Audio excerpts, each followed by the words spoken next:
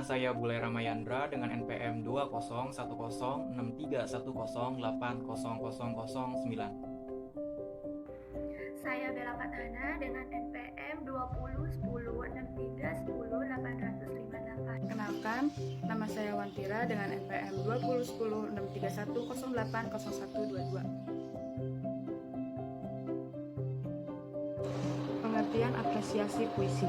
Apresiasi biasanya dikaitkan dengan kegiatan seni. Apresiasi puisi berkaitan dengan kegiatan yang ada sangkut pautnya dengan puisi, yaitu mendengar atau membaca puisi dengan penghayatan yang sungguh-sungguh, menulis puisi, mendeklamasikan, dan menulis resensi puisi. Kegiatan ini menyebabkan seseorang memahami puisi secara mendalam, dengan penuh penghayatan, merasakan apa yang ditulis penyair, mampu menyerap nilai-nilai yang terkandung di dalam puisi, dan menghargai puisi sebagai karya seni dengan keindahan atau kelemahannya. Dalam Kamus Istilah Sastra, Abdul Razak Zaidan tahun 1991 membatasi pengertian apresiasi puisi sebagai penghargaan atas puisi sebagai pengenalan, pemahaman, penafsiran, penghayatan, dan penikmatan atas karya tersebut yang didukung oleh kepekaan batin terhadap nilai-nilai yang terkandung dalam puisi itu. Dalam batasan ini, syarat untuk dapat mengapresiasi adalah kepekaan batin terhadap nilai-nilai karya sastra, sehingga seseorang mengenal, memahami, mampu menafsirkan, mampu menghayati, dan dapat menikmati karya sastra tersebut. Disik tahun 1975 menyebutkan adanya 4 tingkatan apresiasi puisi, yaitu yang pertama tingkat menggemari, yang kedua tingkat menikmati, yang ketiga tingkat mereaksi, yang keempat tingkat produktif. Langkah-langkah mengapresiasi puisi. Seperti bentuk karya sastra lain, puisi mempunyai ciri-ciri khusus. Pada umumnya, penyair mengungkapkan gagasan dalam kalimat yang relatif pendek-pendek serta padat. Oleh karena itu, diperlukan langkah-langkah sebagai berikut untuk mengapresiasi puisi, terutama pada puisi yang tergolong sulit. Yang pertama, membaca puisi berulang kali. Kedua, melakukan pemenggalan dengan membubuhkan garis miring tunggal jika di tempat tersebut diperlukan tanda baca koma. 2 garis miring mewakili tanda baca titik, yaitu jika makna atau pengertian kalimat sudah tercapai. Yang ketiga, melakukan parafrase dengan menyisipkan atau menambahkan kata-kata yang dapat memperjelas maksud kalimat dalam puisi. Yang keempat, menentukan makna kata atau kalimat yang konotatif jika ada. Yang kelima, menceritakan kembali isi puisi dengan kata-kata sendiri dalam bentuk prosa. Unsur-unsur puisi. Yang pertama ada kata. Kata adalah unsur utama terbentuknya puisi. Pemilihan kata atau diksi yang tepat sangat menentukan kesatuan dan keutuhan unsur-unsur yang lain. Kata-kata yang dipilih diformulasi menjadi sebuah larik. Yang kedua, larik atau baris mempunyai pengertian berbeda dengan kalimat dalam prosa. Larik bisa berupa satu kata saja, bisa frase, bisa pula seperti sebuah kalimat. Yang ketiga ada bait. Bait merupakan kumpulan larik yang tersusun harmonis. Pada bait inilah biasanya ada kesatuan makna. Yang keempat ada bunyi. Bunyi dibentuk oleh rima dan irama. Yang kelima ada rima. Rima atau persajakan adalah bunyi-bunyi yang ditimbulkan oleh huruf atau kata-kata dalam larik dan bait. Yang keenam ada irama atau ritme. Irama atau ritme adalah pergantian tinggi rendah, panjang pendek, dan keras lembut ucapan bunyi. Tentang puisi dan penulis. Hujan Bulan Juni ditulis Sapardi pada tahun 1989. Di tahun 1989, di bulan Juni sedang dalam masa musim kemarau, maka hujan yang turun pada waktu itu sangat berarti. Ibaratnya, jika terjadi sesuatu yang bukan pada waktu seharusnya, pasti ada yang penting dan menarik di balik itu. Bagi Sapardi, hujan bulan Juni bukan sekedar rahmat dari sang pemilik semesta. Ketika banyak pohon yang merindukan hujan, tanah yang mengharap hujan masuk ke sela-selanya, hingga akhirnya turunlah hujan di musim kemarau bulan Juni. Gagasan Sapardi kemudian muncul untuk membuat puisi ini dengan kompleks beserta diksi yang mungkin saja bisa beda maknanya bagi setiap orang. Sapardi punya cara yang berbeda melihat sudut pandang hujan. Hujan bukan hanya dianggap sebagai air yang turun ke bumi. Hujan memberi Sapardi kebahagiaan dengan rintik-rintiknya yang turun membasahi atap-atap rumah, pepohonan, daun-daun dengan bunyi-bunyian yang seperti menghasilkan musik, serta bau tanahnya yang ciri khas. Sapardi memberikan jiwa pada hujan yang turun.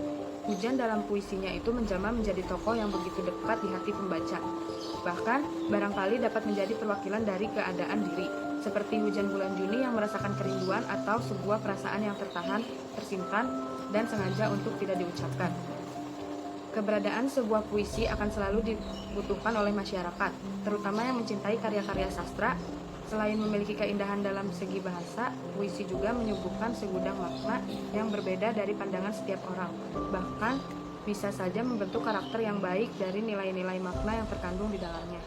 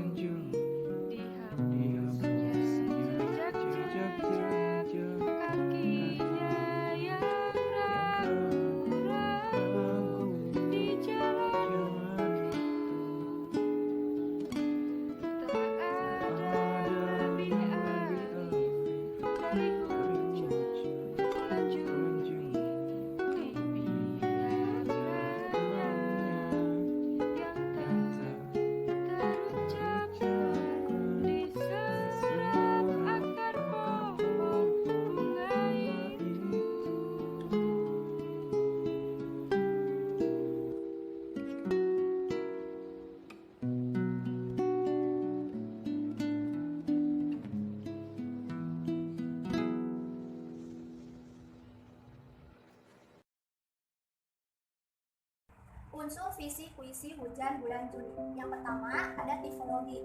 Puisi Hujan Bulan Juni karya Saparizo Kodamono terdiri dari 3 bait yang masing-masing bait terdiri dari 4 baris. Masing-masing baris tidak lebih dari 11 suku kata. Yang kedua, ada diksi. Pilihan kata yang digunakan oleh Saparizo Kodamono adalah kata-kata yang bernas dan menunjukkan ke dalam makna. Kata yang sangat kuat adalah tabah, bijak, dan arif.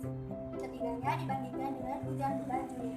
Yang ketiga, ada citraan. Citra penglihatan merupakan citraan yang sangat dominan dalam puisi Hujan Bulan Juni karya Saparizo Kodamono ini. Citraan yang lain tidak tampak, masing-masing bait mengandung citraan penglihatan. Salah satu baris yang paling kuat menunjukkan citraan penglihatan adalah baris berikut ini. Kepada pohon yang berbunga itu, kondisi pohon yang berbunga dapat diketahui dengan indera penglihatan. Selain citra penglihatan juga ada citra pendengaran yang mungkin dapat dilekatkan pada bait pertama, lebih tepatnya pada baris dirahasiakannya rintik rindunya. Rintik merupakan bunyi yang dapat ditangkap dengan indera pendengaran. Yang keempat, ada majas atau gaya bahasa. Puisi Hujan Bulan Juni memiliki 2 majas. Majas yang paling tampak adalah majas personifikasi, yaitu seolah-olah hujan memiliki sifat tabah, bijak, dan arif seperti manusia. Baris pertama masing-masing bait mengandung majas personifikasi ini. Selain majas personifikasi, juga terdapat gaya bahasa repetisi. Repetisi penuh terdapat pada baris dari Hujan Bulan Juni. Ketiga bait puisi tersebut mengandung baris ini di baris keduanya. Selain repetisi penuh, juga terdapat repetisi pengulangan, sebagian baris yaitu adakah yang lebih. Yang kelima ada rima atau irama. Rima dalam puisi Hujan Bulan Juni dapat diidentifikasi berupa aliterasi, yaitu perulangan bunyi konsonan. Perulangan bunyi L terdapat pada baris Hujan Bulan Juni. Masing-masing kata dalam baris tersebut mengandung huruf M. Yang kedua yaitu perulangan bunyi R terdapat pada baris dirahasiakannya rintik rindunya. Masing-masing kata tersebut adalah rahasia, rintik, dan rindu sama-sama diawali dengan bunyi R. Selanjutnya perulangan bunyi R lebih terasa pada dua baris terakhir puisi Hujan Bulan Juni berikut. Dibiarkannya yang tak terucapkan diserap akar pohon bunga itu. Yang keenam ada kata kongret. Kata kongret yang terdapat dalam puisi Hujan Bulan Juni adalah pohon, mewakili manusia yang diam saja tapi indah. Yang dimaksud dengan pohon di sini adalah sesuatu yang dirindu dan berbunga atau indah. Meskipun tidak bergerak, mampu menyerap rindu. Bunga mewakili perempuan. Hujan mewakili manusia yang terjatuh. Karena jatuhnya pada bulan Juni berarti jatuh berkali-kali, tidak pada tempatnya. Juni biasanya musim kemarau. Unsur batin puisi Hujan Bulan Juni. Yang pertama ada tema. Tema puisi Hujan Bulan Juni adalah cinta terpendam yang tak terungkapkan. Meskipun cintanya tak terungkapkan, sang manusia atau hujan tetap tabah, arif, dan bijaksana, membiarkan keadaan menghapus jejak atau cintanya di jalan kehidupannya. Dia ragu akan mengungkapkan ataukah tidak. Hingga akhirnya dia membiarkan yang tak terucapkan tetap ada dan diserap melalui akar pohon yang berbunga. Artinya diserap dan diketahui secara sembunyi-sembunyi atau akar tersembunyi di dalam tanah oleh wanita atau pohon berbunga yang dicintainya. Yang kedua ada perasaan. Perasaan sang penyair yang tampak dalam puisi Hujan Bulan Juni adalah perasaan orang yang sabar, meskipun harus memendam rasa. Kesabaran tersebut tampak pada penggunaan kata tabah, bijak, dan arif. Dia juga ragu mengungkapkan perasaannya hingga akhirnya dia menghapus jejak-jejaknya. Yang ketiga ada nada.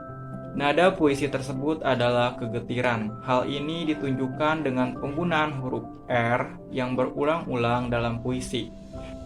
Pilihan kata yang digunakan juga menunjukkan bahwa penyair mengalami keraguan, hingga akhirnya memilih diam saja, mencintai dalam diam.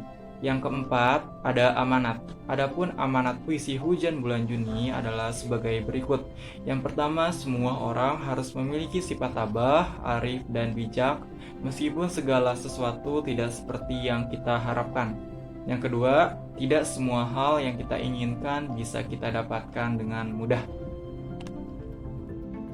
Kesimpulannya adalah, pengertian puisi merupakan salah satu bentuk karya sastra yang menggunakan kata-kata, irama, dan rima sebagai media penyampaian untuk mengekspresikan perasaan dan pemikiran penyair, menciptakan ilusi dan imajinasi, serta dapat diubah dalam bentuk bahasa yang memiliki kesan yang mendalam. Dalam puisi, keindahan ilusi dan penataan unsur bunyi merupakan gambaran gagasan oleh penyair. Secara sederhana, batang tubuh puisi terbentuk dari beberapa unsur-unsur puisi, yaitu kata, larik, bait, bunyi, dan makna. Kelima unsur ini saling mempengaruhi keutuhan sebuah puisi. Adapun secara lebih detail, unsur-unsur puisi bisa dibedakan menjadi dua struktur, yaitu struktur batin dan struktur fisik.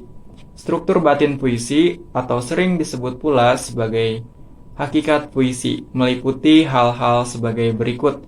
Yang pertama ada tema atau makna atau sense. Yang kedua ada rasa atau feeling. Yang ketiga nada atau tone. Dan yang keempat ada amanat atau tujuan atau maksud atau intention. Sedangkan struktur fisik puisi atau terkadang disebut pula metode puisi adalah sarana-sarana yang digunakan oleh penyair untuk mengungkapkan hakikat puisi.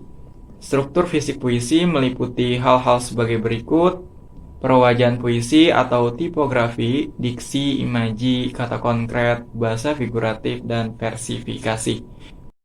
Berdasarkan pemaparan di atas, puisi Hujan Bulan Juni karya Sapardi Djoko Damono menyimpulkan bahwa penulis mempresentasikan sebuah makna kasih sayang dan kerinduan.